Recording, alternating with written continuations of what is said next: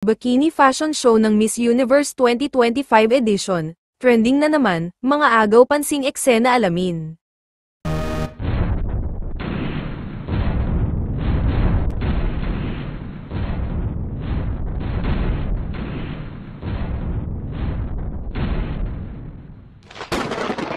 Muli na naman nag-trending ang Miss Universe matapos ang ginanap na bikini fashion show sa Columbia Pictures Aquaverse, sa Pattaya, Thailand. Dito ay rumampa ang mga candidates na nakasuot ng swimwear at heels habang rumarampa sa poolside. Exciting ang lahat na sinusuportahan ang kani-kanilang pambato. Ngunit ang mas napansin ng mga fans ay ang ibang bagay. Isa na dito ang suot ni Miss Pakistan Roma Riaz. Nakasuot kasi siya ng long sleeve paired with leggings habang rumarampa sa pool ramp. Pinuna rin ng mga netizens ang pasarela niya na di umano ay parang tumatalon. Sinabi pa ng iba na hindi daw fair sa iba na talagang nagsuot ng bikini habang rumarampa. Isa pa sa pinansin nila ay si Miss Universe United Arab Emirates na si Mariam Mohammed. Siya ang kauna-unahang Miss Universe United Arab Emirates title holder. Sa bikini fashion show gaya ni Miss Universe Pakistan, rumampa rin siya not wearing a bikini but she wore a dress.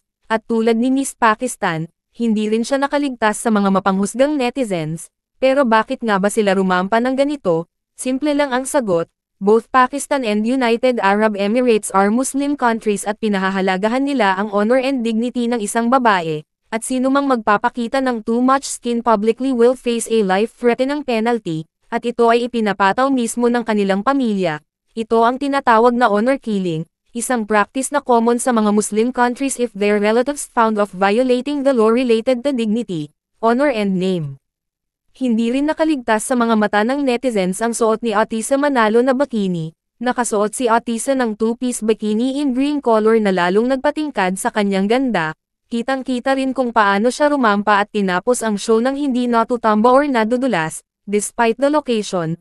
Pero ang di nakaligtas sa mga mata ng netizens ay ang panty na tumabingi na sa kanyang likuran, hindi na tuloy ito nagpantay sa kanyang puweten.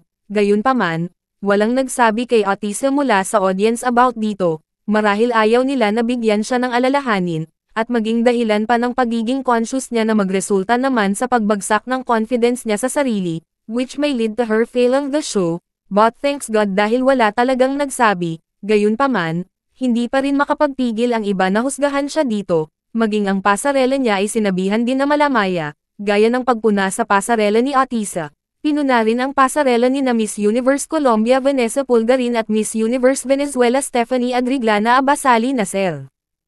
Ayon sa mga mapagpunang netizens, tila dinadaan din daw ng dalawang ito sa no when to pick ang kanilang laban sa Miss Universe.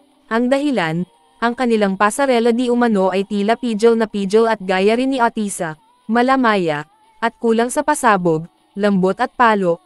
Pero ayon naman kay Miss Universe Venezuela, mas okay na ang kalmadong pag-ramp kesa naman mapahamak sila, dahil di umano ay madulas ang ramp na kanilang nilalakaran, plus marami pang betang ang hagdan, so kaya pala pati si Atisa ay pidgel din ang atake.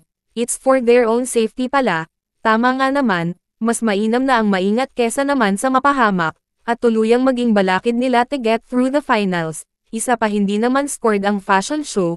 Isa lang itong sponsored activity to stir up Miss Universe for more exciting para sa mga candidates, as well as for the fans, and maybe, Mr. Noat's way to get more and more sponsorships.